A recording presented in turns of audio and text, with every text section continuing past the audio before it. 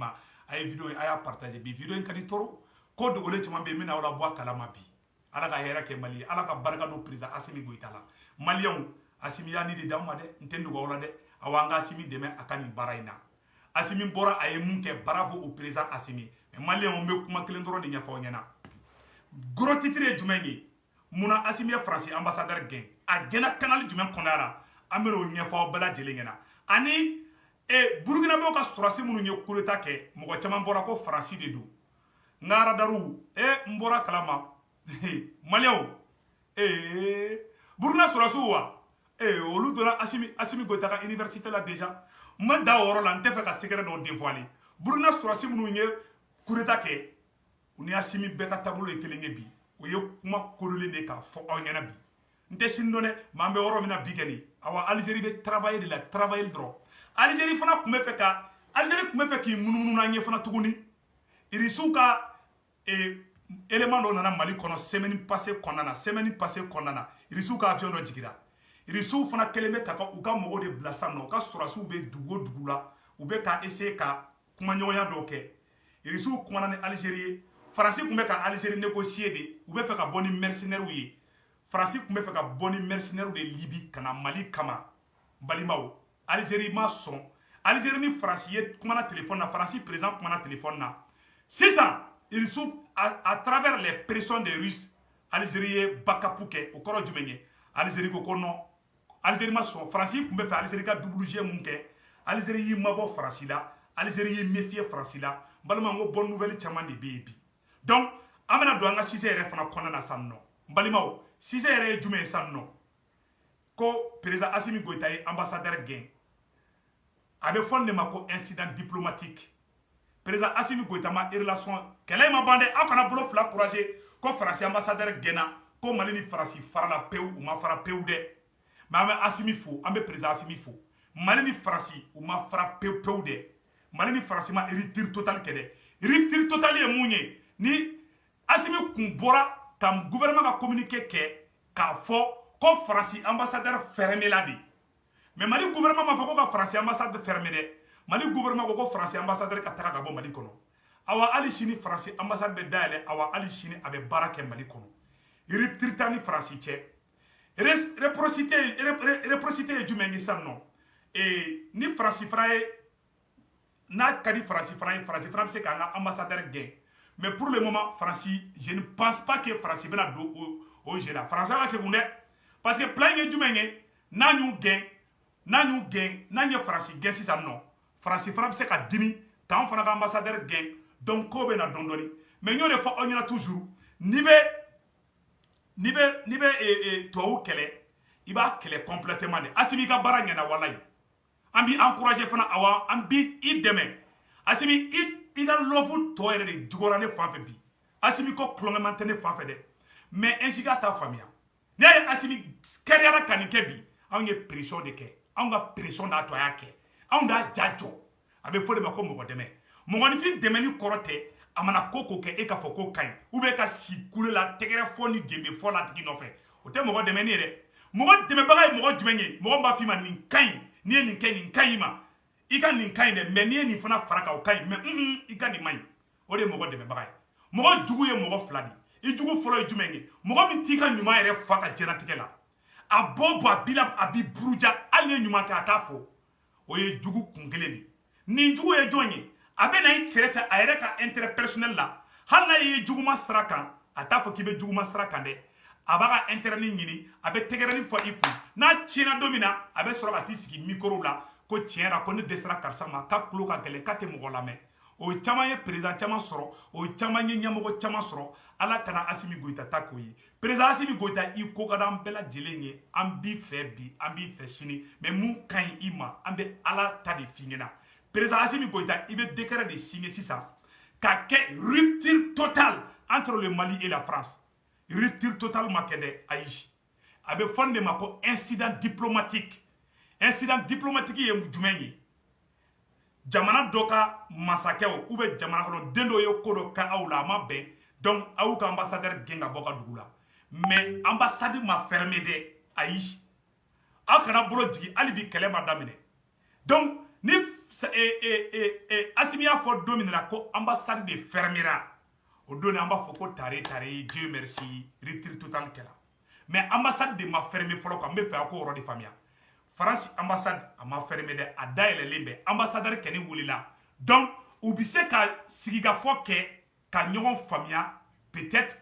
a ye Algérie ta ye cogoya min na Algérie ni Mali bilara ɲɔgɔn na Algérie ni France bilara ɲɔgɔn na Algérie ye France ambassadeur rappelé ka tila k'u ka ambassadeur da ka taa France ka u ka ambassadeur ka o rappelé ka taa Algérie donc o incident ɲɔgɔnna si ninnu Algérie ni France u bilama u ka di donc mais Algérie kɛlen ka France ambassadeur gɛn France ni Algérie o tun bɛ fɔ de ma ko incident diplomatique mais Paul Kagame ye mun kɛ a bɛ fɔ de ma ko rupture totale k'u gɛn ka b'i fɛ yen k'u ka sɔrɔsiw gɛn ka b'i fɛ yen k'u ka ambassadeur gɛn ka b'i fɛ yen k'u ka ambassade yɛrɛ datugu fo bugubaga ka bɔ a la a bɛ fɔ de ma ko rupture totale donc président Assimi Goïta an bɛ Ala deli Ala ka Mali ta kɛ o ye an kɔni b'i fɛ président Assimi an b'i fɛ bi an b'i fɛ sini mais an b'i bilasira an bɛ hakilinataw d'i ma an balima mɔgɔ dɔw fana bɔra Faransi ka kule la u bɛ kule la an balima dɔw bɛ Faransi u bɛ kule la ko k'olu ka passeport ko bɛna gɛlɛya ko consul ko de a bɛ tan aw mɔgɔ min bɛ Faransi malien mɔgɔ 20 Mali mɔgɔ miliyɔn 20 de bɛ Mali la Mali ɔkɔliso 800 de fermé la Faransi dɔw bɛɛ kɛ malien mɔgɔw joli sara Mali kɔnɔ an bɛ fɛ ka Faransi gɛn ka ban fɛ yen aw ka intérêt personnel kosɔn Faransi n ko tɛ aventurier français bɛ ma dɛ mɔgɔ dɔw de bɔlen bɛ vidéo kɛ la ko non ko Assimi ma ko ka Faransi gɛn aw yɛrɛ ka intérêt personnel kosɔn Faransi aw tɛ fɛ Faransi aw tɛ fɛ Assimi ka Faransi gɛn Assimi ka Faransi ambassadeur gɛn ko n'olu fana ye Mali ambassadeur gɛn k'aw ka papier ko bɛna gɛlɛya k'aw ka Faransi sigi bɛna gɛlɛya o ye aw ka i m'a ye tubabu siranna ko kelen min na o de ye nin ye donc a ye sabali a kana to k'o kuma fasugu fɔ bi malien bɛɛ kan ka sa Assimi nɔfɛ bi a ye mun kɛ an n'a ka sɔrɔ an bɛ fɛ a ka mun kɛ a m'o kɛ 100% a ye ko kɛ ko min ka ɲi an kan ka encourager an bɛ Assimi dɛmɛ an b'a encourager normalement jeune bɛɛ kun kan ka bɔ bi ka taga boulevard de l'Indépendance fa donc n bɛ sigi n ka kuma kan Mali jeunesse kun kan ka taga boulevard de l'Indépendance la bi ka taa manifestation kɛ bi ka président Assimi Goïta ka soutenir normalement o de kun kan ka kɛ mais ne y'a b'a la ne ma da la n'o baara bɛ sen na fɔlɔ peut-être u bɛ sɔn ka kɛ sini sinon nin décision fasugu bɛ bɔ malien bɛɛ kun kan ka taga ɲɔgɔn sɔrɔ boulevard de l'Indépendance la k'an bɛ président Assimi Goïta kɔ malien o yɔrɔ tɛmɛnen kɔfɛ ka bɔ a la Faransi taara Algérie nɔfɛ a ye secret lamɛn a ye nin kuma lamɛn a k'a partager diɲɛ bɛɛ ka sɔrɔ Faransi taara Algérie nɔfɛ n balimaw ka taa fɔ Algérie ɲɛna a ye kuma in lamɛn dɛ Faransi taara Algérie nɔfɛ ka taga ɲɛfɔ Algérie ɲɛna ko Algérie k'a to a ye kuma in lamɛn dɛ Faransi tagara Algérie nɔfɛ k'a ɲɛfɔ Algérie ɲɛna ko Algérie ka moyen bɛɛ kɛ walasa olu ka mercenaires dɔw dilannen bɛ minnu bɛna Assimi kɛlɛ Mali kɔnɔna na ani an balima tamaseki dɔw kɛlɛ minnu yɛrɛ bannen bɛ Faransi bolo k'u tɛ sɔn Faransi bolo donc Faransi kun bɛ fɛ de Faransi ka laɲini kun ye jumɛn ye ko ka olu bɛɛ lajɛlen wele sisan nɔ olu ka na u ka tɛmɛ Algérie frontière fɛ u kana Mali ci Algérie ko ale tɛ sɔn ko mercenaire ka tɛmɛ ka frontière fɛ irisiw ka sɔrɔsi dɔ wulila tile fila in kɔnɔna na a ye kuma in lamɛn a ye vidéo in partager diɲɛ bɛɛ ka sɔrɔ irisiw ka sɔrɔsi dɔ wulila tile fila in kɔnɔna na u bɛ tourner la Afrique duguw ni ɲɔgɔn cɛ o sɔrɔsiw olu y'a yira k'a fɔ an bɛ yɔrɔ min na bi mɔgɔ dugu o dugu ni irisiw ka base bɛ yen o dugu bɛɛ lajɛlen kan k'i tɛgɛ di ɲɔgɔn ma u yɛrɛ dama kana fɔ ɲɔgɔn kɔ irisiw taara fɔ Algérie ɲɛna a ye kuma in lamɛn dɛ irisiw ka sɔrɔsi minnu nana yan irisiw ka diplomatiw u ye Algérie wele ko Algérie ka WG dabila ko Algérie ka Mali dɛmɛ parce que irisiw ka allié fɔlɔ o ye Algérie de ye donc irisiw ye Algérie de wele sisan ko Algérie kana sɔn ani Faransi k'i bolo di ɲɔgɔn ma Mali contre la bilen donc an bɛ yɔrɔ min na ko bi an ye information min sɔrɔ o b'a yira k'a fɔ Algérie ani Faransi u ka di mais Algérie bannen bɛ Faransi ka fara kan u ka Mali kɛlɛ Algérie ma sort pour le moment grâce aux Russes. Russes de wula qui jo ou sen tabara flaka ko Algérie kana son dien kono kuka fara farasika ko ka Mali kele. En même temps, il y a information de France ko français rébellion kuro de la ben depuis Libye ko bu bla kana Mali konnana Mali noir la parce que rébellion munu Mali kono il y a information sur ka fo ko Mali rébellion munu Mali kono ko rébellion chama ko u tigera France la ma fo mo Mali rébellion bede les groupes armés munu Mali kono bi u chama ko tigera France la ko bulo u ye France ke mu ye jako France te foyi c'est ça erebeli chama jigila tigera erebeli chama abena se soni erebeli chama meni kalfa Mali la mais France ka plan kunde ka erebelu armée ou ka Mali armée kele no kera u ba foko e génocide la comme Maliens be ka tamasheku kele nye video min ke odo on tarana akili bala ndo awma ngo France be ka taga do erebelu la ou une discussion ke Français Algérie contacté, Français Dougou Tchama contacté, Koka rébellion courant de Kabo et Libye, on est Mali rébellion tekelenge, Kolu Canada Mali Kono Kana Tchingani Damene, il n'a pas oublié Mouké 2013. Algérie Koko rébellion cité teme Oluka frontière là. Algérie au robinet fermé Francignabi. Algérie ni Mali de côté Klenabi. Algérie commencera à Srabla, mais il y a Kangara Algérie. Parce que Algérie fana bade irisu ye Algérie surasu ka marfa be bo irisu de fe donc be fait ka détail de dire mun de be aw ka famia ka fo information dernière information mun be aw bora anye manganchi ne se bu tungara bora ka fo aw ngena ngube ka rebelu la be Mali contre la anyo dénonciation mi kede wuli ga jode kera sisa irisu wolela irisu ya kangarda Algérie. On a besoin de vidéo vidéo en conflit. Mais maintenant détail d'obé, maintenant nous faisons au lieu secret détail. Ne se vous trouvez vidéo mon kede. Ne te maman beaucoup de silade. Aïe d'abord kamade ta autorité moro avisé. Autorité moro you jo place la bi. Même Mali transition moro mbu bela dele fou. Parce que y a comment mon fort. Oui barakaka, irisu fana barakaka. Bi Algérie be ki bolo ba France bolo doni parce que Algérie be jenge tande Algérie clelen tande mais bi Algérie ba côté là 100% grâce à la Russie parce que kangar dara Algérie di Algérie to Maliko bi Burkina surasi kromu me fangala bi mena segere do fo onyina ay vidéo partager dien be ka soro Burkina surasi munu ye coup d'état ke kabore la mo chama ko France de coup d'état ke nga aradaru ngaradara be fo wagadugubi surasi munu ye kabore mine depuis sogomara fe jona fe depuis Soumako France force spéciale nana de kabena Burkina présent sauvé au cas soro Burkina be au cas gendarmerie surasu ya mine kadi gendarmerie ma ou borani présent ye kan palais présidentiel konna doron français ou ka force spéciale nana c'était pour sauver ou me ka tia sauver na boye blesse sauver chogomi. Mais c'était déjà trop tard. Surasu kun klaru ka barra. Pew! Awa surasu kun be Burkina kunabi. Nte shin nonde. Aywa uni asimi bebe tabulo kelenka. Ko do be nte no détail fo onyana. Secret d'état do be nte na do ola. Mais Mali kura be na diadi. La dina président mun fana be non. Ko Doumbia a mbalima o Doumbia fana tienre la. Doumbia fana be barra la. Mais ko bete fo nte na do détail be fana la. Soni amena ye erebeli chama commencera ka muruti ko te kelela blende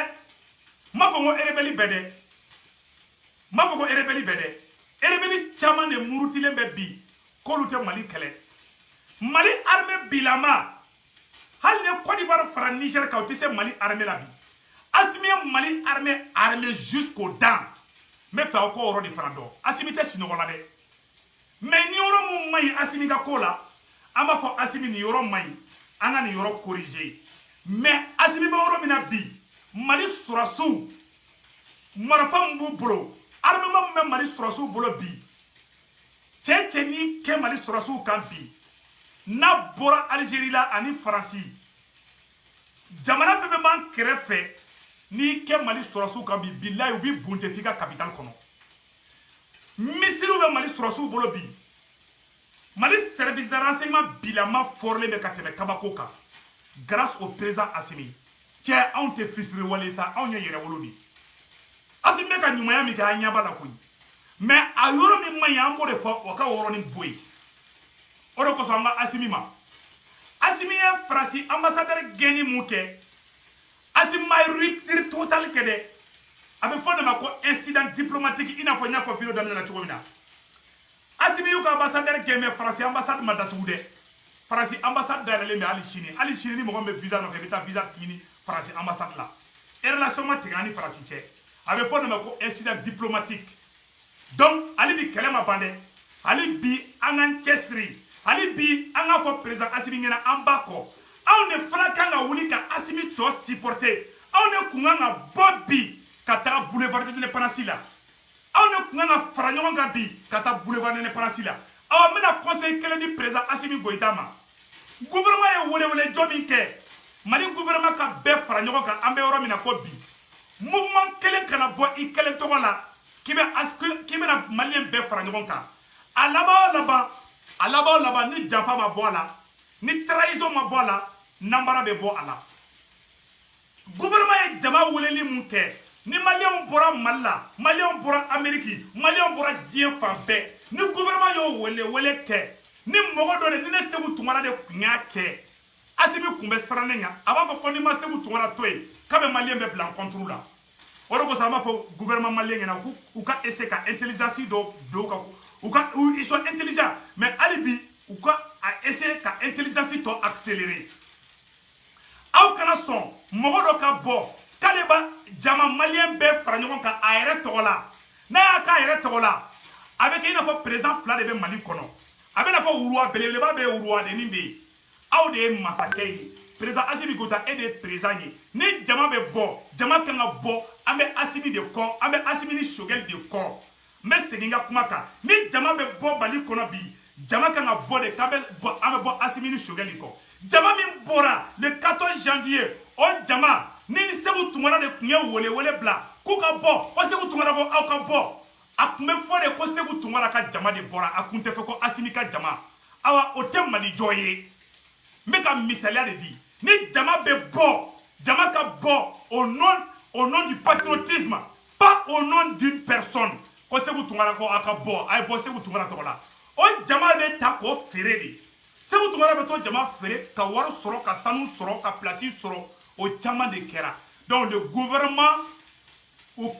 k'i kɔlɔsi o côté yɔrɔ ninnu na c'est très très important an bɔra k'o yɔrɔ détail de fɔ bɛɛ lajɛlen k'o faamuya k'a fɔ an bɛ Mali kura jɔ de la bi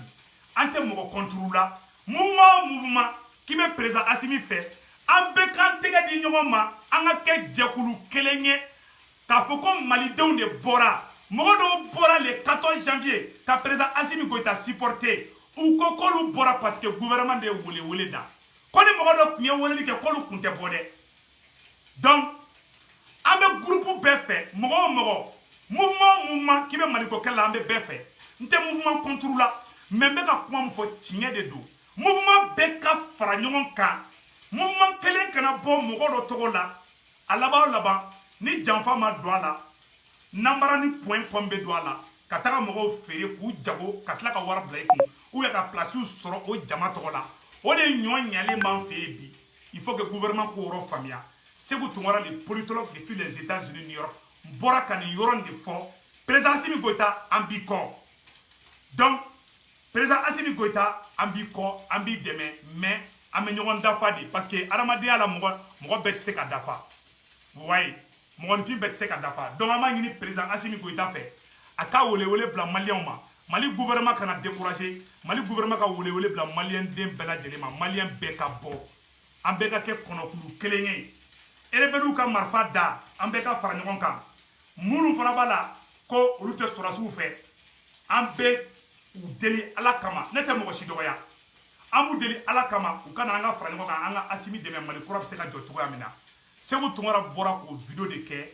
a ka video partager diɲɛ bɛɛ ka sɔrɔ ala ka hɛrɛ kɛ Assimi ye ala ka hɛrɛ kɛ maliyɛn den bɛɛ lajɛlen ye donc vraiment an bɛ ɲɔgɔn bolo an kana kɛlɛ an kana dusuma kasa ɲɔgɔn kɔrɔ mais Mali bɛ jɔ tiɲɛ de kan Mali tɛ jɔ nkalon kan Sékou Toumara de politologue depuis les États-Unis New York n bɔra n y'o de fɔ bɛɛ lajɛlen ɲɛna an kana sigi nin y'an wulitɔla de ye nin y'an wulilen de ye an kana sigi n kɔ kɛlɛ in ma hali daminɛ fɔlɔ Faransi yɛlɛma couleur ka ca donc Faransi yɛlɛma couleur ka ca ka tɛmɛ diɲɛlatigɛ fɛn bɛɛ kan Faransi bɛ se ka yɛlɛma ko 120 kɛ donc an bɛ dugawu kɛ Ala ka hɛrɛ kɛ maliyɛnden bɛɛ lajɛlen ye nin vidéo kun don a y'a partager bɛɛ lajɛlen ka sɔrɔ vive le Mali vive le président Assimi